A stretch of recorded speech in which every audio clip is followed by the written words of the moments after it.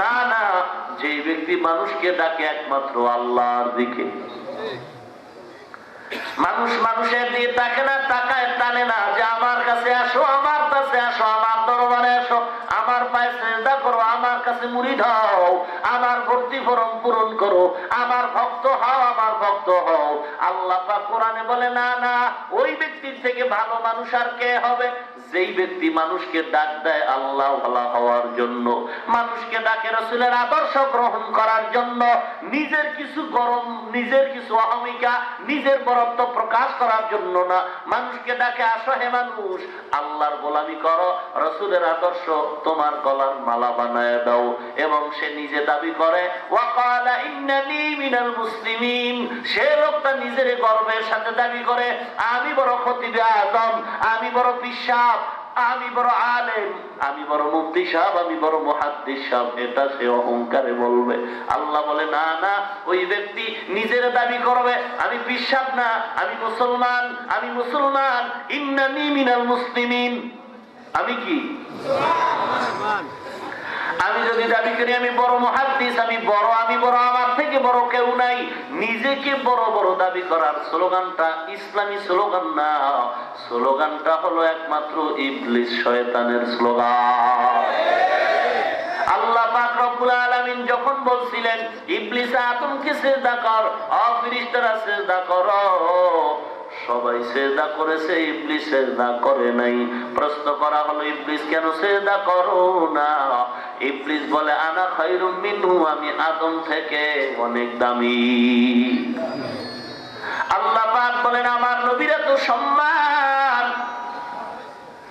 আল্লাহ পাক সম্মানের কারণ বর্ণনা করে আয়াতে বলেন আমার নবী রাহমাতুল লিল আলামিন, আর আমি আল্লাহ হলাম রব্বুল আলামিন, আলহামদুলিল্লাহি রাব্বিল আলামিন। আমার আল্লাহ হলেন আলামিনের জন্য রব, আমার নবী হলেন আলামিনের জন্য রহমত। আল্লাহ হলেন আলামিনের জন্য রব, আমার আল্লাহর নবী হলেন আলামিনের জন্য রহমত। এবার আলামিন বলতে কি বোঝানো হয় একটু ব্যাখ্যা সাপেক্ষ যদি ধৈর্য ধারণ করেন আমি সামনে আগাবো, আল্লাহ কবুল করেন। ইমামুল আউয়ালিন আল আখিরিন বহর সাদকা রাহমাতাল লিল আলামিন সাইয়্যিদুল কাউনাইন খাতমুল মুরসালিন আখির আমদ বুদে ফখরুল আউয়ালিন শুদ ওজুদাস রাহমাতাল লিল আলামিন মসজিদে উশুদ হামারো জমিন। বারবার আলামিন বলতে দুনিয়া না না, পৃথিবীটা আলামিন না না। তাহলে আলামিনের সীমানা কত উঁচু কত নিচু?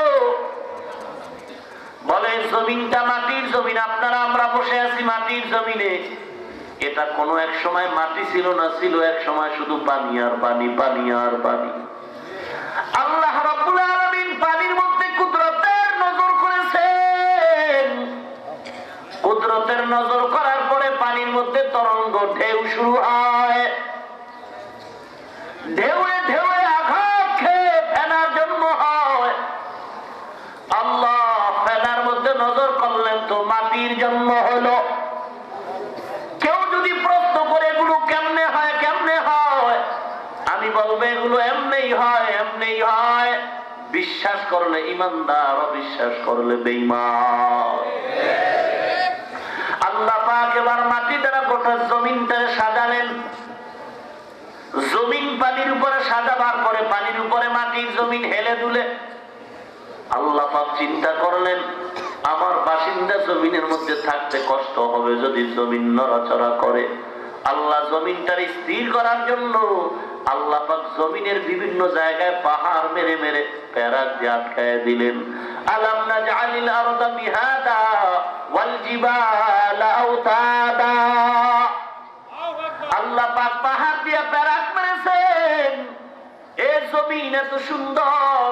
আল্লাহ জমিনটা সাজাবার পর এই জমিনে আল্লাহ পাক এখনো কাউকে বাসিন্দা হিসাবে পাঠান নাই। জিবরাইল আমিনকে বলে, জিবরাইল যাও যাও, আমার জমিন সাজানো হয়ে গেছে, বাসিন্দা পাঠাবার আগে জমিনে সুন্দর একটা ঘর বানায় দাও, বাইতুল্লাহ। ইন্না আউওয়ালা বাইতিন মুযিআ লিন-নাসি লাল্লাযী বিবাক্কাতা মুবারাকান ওয়া হুদাল লিল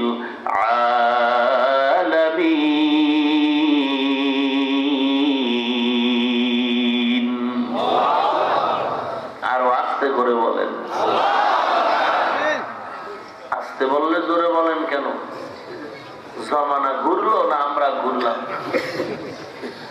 মাদ্রাসার প্রিন্সিপাল সাহেব মাদ্রাসার লাইব্রেরিতে বসে আছেন। গ্রাম্য কোন এক লোক স্টাইল করে এসে সালাম দিলেন, আসসালামু আলাইকুম, হুজুর কেমন আছেন? হুজুর বললেন, শুকুর, আলহামদুলিল্লাহ।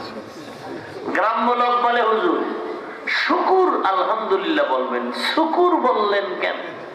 আমার কপাল পুড়ে গেছে, ভাগ্যের নির্মম পরিহাস। আমি যে শুকুর বলবো, শুকুর বলতে তো 3টা নক্তা সিনের উপরে দরকার। কপাল আমার খারাপ, সিনের উপরের 3 নক্তা তুমি টান মাইরা সালামে লাগাই দিছ। সালামে যখন 3 নক্তা গেছি গা, আমার শুকুর বলা ছাড়া আর কিছু নাই কপালে। সব উল্টার দিকে চলছে রে মুসলমান। ফজরের নামাজে ইমামের তেলাওয়াত এত মজার, আল্লাহর বান্দা খালি ঘুমায়। ঘুমাও কেন? ফজরের নামাজে ঘুমাই একটা কারণ হলো রাতের ঘুম কম হয়ে গেছে। কেন চুরি করেছো? বলে না না, রাতের ঘুম কেন কম হয়ে গেল? বলে ফজরের আজানের আগে আমার বাড়ির পাশে একটা তাল গাছ। তাল চিনেন? জি ভাই, না চিনলে তো আর এক ভেজাল। এক বেচারা নদীর কিনারা দিয়া হাঁটতেছে, দেখে একটা তাল ভাসতেছে, নাকের কাছে নিয়ে দেখে খুব ঘ্রাণ তালে, কিন্তু এটা ঘ্রাণ পায় এখন দুঃখ মনে যাচ্ছে, এটা কি জিনিস আমি চিনি না, এটা কোন জগতের হালুয়া। আল্লাহর বান্দা তাল হাতে নিয়ে ঘ্রাণ নিয়ে চোখের পানি ছেড়ে কান্না করে ইমাম সাহেবের কাছে আসি। ইমাম সাহেব, আপনারা তো কোরআন হাদিস পড়ছেন, বলেন এটা কি? ইমাম সাহেব কান্না শুরু করলেন। কথা না কইলে ইমামও কান্না শুরু করছে। এলাকার লোকজন সব জড়ো হয়ে গেছে। ইমাম সাহেব কাঁদবে কেন? সব পিঠায় সমান করে ফেলবো। হুজুর অর্ডার দেন, কি সমস্যা? নাস্তা কি আসে নাই? নাস্তা আসে নাই মানে খাইতে খাইতে বেহুশ হয়ে যায়। আপনারা দাওয়াত পান না আর আমরা দাওয়াত নেই না। কে খাওয়ায়? সারা রাত ইমাম আল্লাহর সাথে সম্পর্ক করার পর ফজরে মক্তবে আসবে বাচ্চাগুলো, ওদের পড়াবে আলিফ বা তা। বাচ্চা আসবে এমন টাইম ইমাম সাহেব একটু রাস্তায় হাঁটে, পেটও বড় ক্ষুধা, হোটেল রুটি গরম হইতেছে, কিন্তু দুঃখ হলো পকেটে একটা টাকাও নাই। হোটেলওয়ালা রুটি বানায় বানায় সুন্দর করে সাইজ করে, মনটা চায় একটা রুটি হলেও পেটটা ঠান্ডা হয়, কিন্তু পকেট খালি, আমার পেটও খালি। সাহস করে ঢুকি, দেখি কি হয়। ইমাম সাহেব হোটেলে ঢুকার পরে কয়, তাড়াতাড়ি একটা রুটি দাও। রুটি একটা দিছে। হুজুর কি দিয়া খাবেন? হুজুর দেখলে তো আমার কারো চান্দি গরম হয়ে যায়, তখন জবানের ব্রেক থাকে না।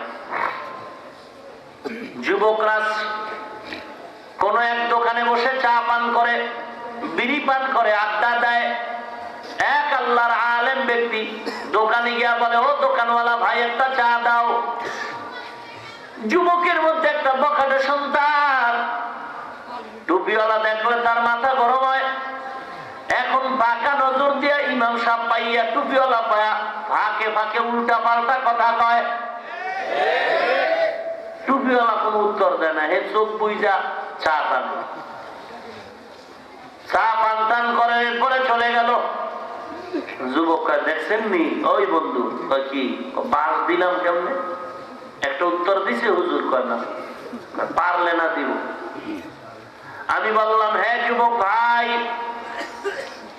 হুজুর পারলে দিব এমনটা না, আপনারা রাগ করবেন না, আপনারা তো আমার দুশমন না, বুঝাবার জন্য বলতেছি। দুনিয়ার মধ্যে দুনিয়ার শুরু থেকে আজ পর্যন্ত, আজ থেকে কিয়ামত পর্যন্ত এমন সন্তান জন্ম নেয় নাই, নিবেও না, যারা জ্ঞান আর কথা দিয়া হুজুরদের সাথে ফাষ্ট হবে। জিন্দেগিতে জন্ম হয় নাই, হবেও। কারণ টপ লেভেলের বুদ্ধিজীবী টুপিওয়ালার দল, যার সিনায় কোরআন আছে, তো বুদ্ধির গাইড তার সিনার মধ্যে ঢুকানো। কোরআন হলো সকল জ্ঞানের ভান্ডার, ঠিক কিনা? বান্দা, হুজুর জবাব দিতে পারতো কিন্তু দেয় নাই। পারে না বইলা দেয় না এমনটা না, বরং হুজুর জানে তুমি এই এলাকার সবচেয়ে বড় একটা বেয়াদব সন্তান। হুজুর জানে তুমি বেয়াদব, তোমার সাথে উত্তর দিলে হুজুরের মান সম্মান সব যাবে। এজন্য হুজুর ধৈর্য ধারণ করে চুপ করে রইলেন। ভাইরা আমার, এটা আপনার এলাকা না, বুঝাবার জন্য বলতেছি রে মুসলমান। আল্লাহ পাক রব্বুল আলামিন আপনি যে এই কথা বুঝাইতে চাইনে যে আমরা টুপি মাথায় দিয়া জান্নাত কিনে ফেললাম, আর যারা টুপি মাথায় দেন না আপনারা জান্নাত পাবেন না, এমনটা না। দেখা যাবে কত টুপিওয়ালারা জাহান্নামে যাবে, আবার কত বান্দা আজকে দেখি টুপি মাথায় নাই, আজকে দেখি দাড়ি নাই। এমন একটা সময় আসবে আল্লাহর বান্দা আমার আগে তওবা করে আল্লাহকে রাজি করে জান্নাতের মেহমান হয়ে যাবে। এটা আল্লাহ পারেন কিনা? আজকে ফেব্রুয়ারি মাসের কত তারিখ? ডিসেম্বর মাসের 31 তারিখ আমি ঢাকায় বয়ানে যাব। আসরের নামাজের সময় আমার মোবাইলে রিং আসলো, আমি রিসিভ করে কানে লাগাইলাম। একটা মিথ্যা কথা যদি বলি রে মুসলমান, ঘুমের ঘরে যেন জিহ্বাটা বন্ধ হয়ে যায়। বুঝাবার জন্য বলি, কারোর সাথে আমার আদাওয়াতি নাই, কারোর সাথে আমার কোনো দুশ্মনী নাই। যারা নবীর উম্মত, আপনারাও নবীর উম্মত, আমিও নবীর উম্মত, আপনার সাথে আমার কোনো দ্বন্দ্ব নাই। আপনি যে দল করেন না কেন, নবীর উম্মত হিসেবে আপনি আমার আপন। সংসদ ভবনের মধ্যে বক্তব্য চলতেছে, মন্ত্রী এমপি মহোদয় বক্তব্য দিতেছে, হঠাৎ করে সাউন্ড লেস হয়ে গেল, পাওয়ার বন্ধ। মাননীয় স্পিকার আওয়াজ বন্ধ করলেন কেন? স্পিকার সাহেব বলেন, এখন নামাজের বিরতি, তাড়াতাড়ি নামাজ আদায় করে নেন। আপনাদের থানা, কলেজ, ময়দান, বিভিন্ন জায়গায় জ্বালাময়ী রাজনৈতিক ভাষণ চলে, হঠাৎ করে মাইক বন্ধ হয়ে গেল। কি ব্যাপার, মাইক কেন বন্ধ? বলে নামাজের সময় নামাজ আদায় করো, তারপরে বক্তব্য